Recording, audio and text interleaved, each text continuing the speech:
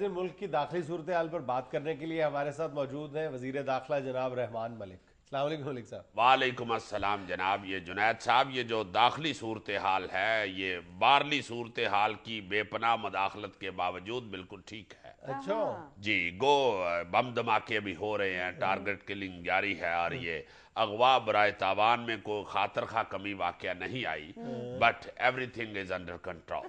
ملک صاحب کچھ بھی کنٹرول میں نہیں ہے, کچھ تو کریں اس ملک کے لیے. جنید صاحب آپ ہمیں ہماری ذمہ داریاں نہ بتائیں, ہمیں سب معلوم ہے کہ وزارت داخلہ کی ذمہ داریاں کیا ہیں. ہم اللہ کے فضل سے ہر وہ کام کر رہے ہیں جو وزارت داخلہ کے انڈر ہے. مثلاً یہی کہ عوام جب بھی کڑھائی میں سموسہ ڈالے تو اس پہ چھینٹ نہ پڑے, اچھا بلکہ ہم تو اس سے آگے کی بھی سوچ رہے ہیں, چھینٹ بھی نہ پڑے اور وہ جو شر کی آواز آتی ہے وہ بھی نہ آئے. اچھا ہم یہ بھی کوشش کر رہے ہیں کہ جب آپ درخت پہ چڑھ کے شہد اتاریں تو آپ کو مکھی نہ لڑے, اچھا بلکہ اس سے اگلی سٹیج پہ بھی کام ہو رہا ہے کہ آپ کو درخت پہ چڑھنا ہی نہ پڑے. جس طرح دودھ والا گھر آ کے آپ کو دودھ دے جاتا ہے, اسی طرح مکھی بھی گھر آ کے آپ کو شہد دے جاتی ہے. اچھا ہم یہ بھی سوچ رہے ہیں کہ جب آپ چلتی بس سے نیچے اتریں تو آپ کو ٹھڈا نہ بجے. ہم تو یہ بھی سوچ رہے ہیں کہ جب آپ چائے میں رس ڈبوئیں تو آدھا رس چائے میں نہ گرے. یہ ذرا کام تو مشکل ہے, اس لیے ہم اس پہ بڑی تندہی سے کام کر رہے ہیں. اچھا رس نہیں مان رہا. بس یہی ہے نا جی, کبھی چائے نہیں مانتی, کبھی رس نہیں مان رہا. یہ مشکلات تو پھر حکومت کو آتی ہی ہیں, اور مگر ہم سینہ تان کے ان مشکلات کا مقابلہ کر رہے ہیں. نہیں مذاکرات کے تو آپ ماسٹر ہیں, لیکن آج جو مذاکرات لاہور میں ہوئے ہیں طاہر القادری صاحب اور حکومتی اتحاد کے درمیان, اس میں تو آپ کا کہیں نام و نشان بھی نہیں تھا. جنید صاحب اول تو میں ان مذاکرات کے خلاف ہوں, چونکہ کوئی بندہ اتنا تیز بولتا ہو تو میں اس سے مذاکرات کرتا ہی نہیں. اچھا اور دوسری بات یہ ہے کہ ان مذاکرات کا فائدہ کیا ہے. مجھے بتائیں انہوں نے کیا فیصلہ کیا ہے یا کیا انہوں نے سوچا ہے بیٹھ کے. یہ مذاکرات ویسے ہی ہیں جیسے کسی گھر میں ولیمہ ہو اور 2-3 ہفتے پہلے خاندان کے سارے بہن بھائی مل کے یہ فیصلہ کر رہے ہوں یا یہ سوچ رہے ہوں کہ ولیمے پہ روٹی کتنی پکانی ہے. حالانکہ یہ اتنے بندے اکٹھے کر کے سوچنے والی بات نہیں ہوتی. اگلے دن آ کے اخیر نائی بتاتا ہے کہ کیا کرنا ہے اور کیا نہیں کرنا.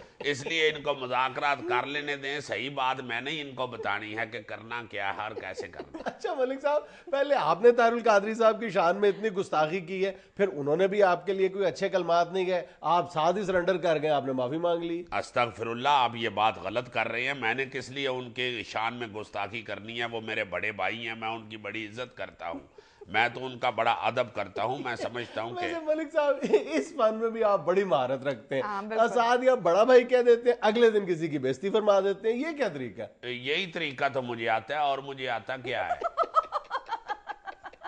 آپ ماشاءاللہ صحافی ہیں, آپ تو یہ بات جانتے ہی ہیں کہ صحافت کے جو استاد ہیں ان کے پاس جب کوئی سینسیٹیو خبر آتی ہے جو جس کی اشاعت سے ان کو خطرہ ہوتا ہے تو وہ اپنے شاگردوں کو کہہ دیتے ہیں کہ بیٹا یہ خبر لے جاؤ اور اسے گول مول کر کے ذرا نمایاں کر دو. گول مول بھی کر دو اور نمایاں بھی کر دو. یہی ایک طریقہ ہوتا ہے نا جی. اسی طرح میں بھی جو ہے بات کر بھی لیتا ہوں اور محبت بھی کرتا ہوں, ادب بھی کرتا ہوں سب کا. یہ میں گول مول کر کے نمایاں کرتا ہوں. اچھا رحمان ملک صاحب, آپ کو پتہ ہے کہ بار بار موبائل نیٹ ورک بند کرنے سے عوام آپ کو کتنی دعائیں دے رہی ہے؟ بس جی بی بی, یہ تو اللہ تعالیٰ کا کرم ہے مجھ پہ, ورنہ میں کس قابل ہوں. یہ تو جتنی بھی محبت کرتی ہے عوام مجھ سے, میں تو اللہ تعالیٰ کا ہر وقت شکر ہی ادا کرتا رہتا ہوں. سیریسلی حالانکہ آپ یقین کریں جس دن میں موبائل بند کرتا ہوں مجھے ذاتی طور پہ بڑی تکلیف ہوتی ہے. اچھا چونکہ موبائل بند کرنے کی وجہ سے وہ میسیجز بھی بند ہو جاتے ہیں جن کے آخر پہ دل میں تیر گھسا ہوتا ہے. اچھا جی وہ پیپلز پارٹی کے میسیج ہوتے ہیں, مگر میرے ہاتھوں ان پہ بھی پابندی لگ جاتی ہے. وہ پیپلز پارٹی کے کیسے میسج ہوتے ہیں؟ آپ ذرا غور تو کریں جنید صاحب کہ یہ پیپلز پارٹی کی حکومت نے 5 سال میں جو کارکردگی دکھائی ہے اس کی وجہ سے لوگوں کے دلوں میں پیپلز پارٹی کا تیر گھس گیا. اس دفعہ تو جب میں نے فون بند کیا تو بڑے بڑے لوگوں نے میری تعریف کی ہے. استغفر اللہ, کس بڑے بندے نے کی ہے؟ میں نے خود اپنی بڑی تعریف کی ہے. میں کوئی چھوٹا آدمی تو نہیں نا. مجھے تو زرداری صاحب نے کئی دفعہ کہا ہے کہ رحمان ملک اب تم بڑے ہو گئے ہوئے ہو, عقل کرو. اس کے بعد ہی میں نے محسوس کیا ہے کہ میں ایک بڑا آدمی ہوں. البتہ اس بات کو میں مانتا ہوں کہ جب میں نے پہلی دفعہ موبائل بند کیا تھا جتنی دعائیں لوگوں نے اس وقت مجھے دی تھی وہ اب نہیں دیتے, کیونکہ اس وقت تو ایک کارنامہ تھا, نیا کارنامہ جو میں نے انجام دیا تھا. اب تو لوگ آہستہ آہستہ چونکہ عادی ہو گئے ہیں. ویسے بھی آپ کو پتہ ہے کہ ہماری ناشکری قوم ہے, یہ احسانات بھول جاتی ہے. मलिक साहब, जब भी मोबाइल बंद होते हैं लोग आपको बद्दुआएं देते हैं। जी जी, मुझे पता है कि बाद में दुआएं देते हैं। बाद में जब भी कोई काम करता हूं तो लोग जाहिर है बाद में ही दुआएं देंगे ना जी, पहले तो दुआएं नहीं देनी शुरू कर देते।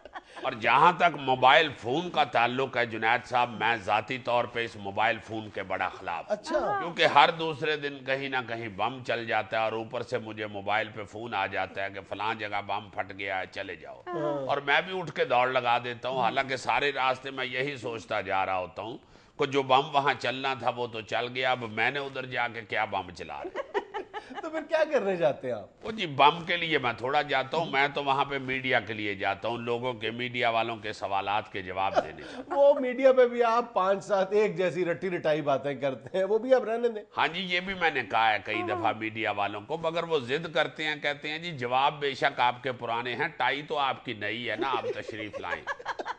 फिर मुझे जाना पड़ता है। अच्छा मलिक साहब, आजकल ये भी अफवाहें जोरों पे हैं कि आपके और जरदारी साहब के इख्तलाफात मजीद शदीद हो गए। देखिए, अल्लाह ताला के फजलो करम से ऐसी कोई बात नहीं है। मेरा तो जरदारी साहब के साथ वो मोहब्बत और प्यार वाला जो सिलसिला है वो वैसे ही जारी है। असल में एक मीटिंग के दौरान मैं जरदारी साहब से बात करने लगा तो उन्होंने एक एक्शन ऐसा किया जिसका मीडिया वालों ने मतलब उलट ले लिया। मैं जब उनसे बात करने लगा तो उन्होंने मुंह दूसरी तरफ फेर लिया। अच्छा। लोगों ने समझा कि शायद उन्होंने रहमान मलक से मुंह फेर लिया है, हालांकि ऐसी कोई बात नहीं थी।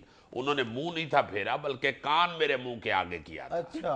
ताकि मैं अपनी बात उनके कान में डाल सकूं, क्योंकि वो उनका कहना होता है, हर जगह पे वो बैठ के कहते हैं कि रहमान मलक जो मेरे कान में डाल देता है वही फाइनल होता है। अच्छा। इतने गौर से सुनते हैं आपकी बात? जी जी, अल्लाह के फजल से मैं नहीं भी होता तो जरदारी साहब मेरी बात बड़े गौर से सुनते हैं। जी, जिस तरह नूर जहान चली गई हैं उसके बावजूद लोग उनका गाना बड़े गौर से सुनते हैं। वो मेरी बात के पीछे तबले ढोलक नहीं होते, मगर वो सुनते गौर से। नाज़रीन, यहाँ पे लेना एक छोटा सा वक्फा, हमारे साथ रहिएगा।